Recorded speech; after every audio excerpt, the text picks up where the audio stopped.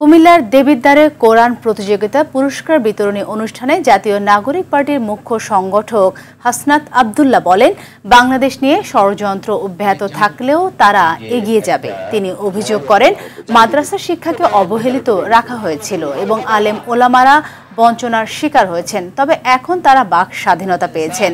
৫ August পরবর্তী বাংলাদেশকে সাম্প্রদায়িক সম্প্রীতির উদাহরণ হিসেবে গড়ে তোলা হয়েছে উল্লেখ করে তিনি সবাইকে সতর্ক থাকার আহ্বান জানান। বুধবার সন্ধ্যায় তিনি এসব কথা বলেন এবং দেবিদ্বারের আসন এনসিপির দখলে আনতে জনগণের সহযোগিতা চান তিনি।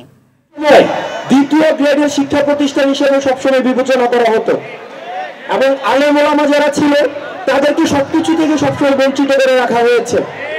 আপনারা দেখেছেন জাতীয় পর্যায় থেকে শুরু করে স্থানীয় পর্যায় পর্যন্ত তাদেরকে রাজনৈতিক প্রতিহিংসার তাদেরকে স্বীকার করা হয়েছে।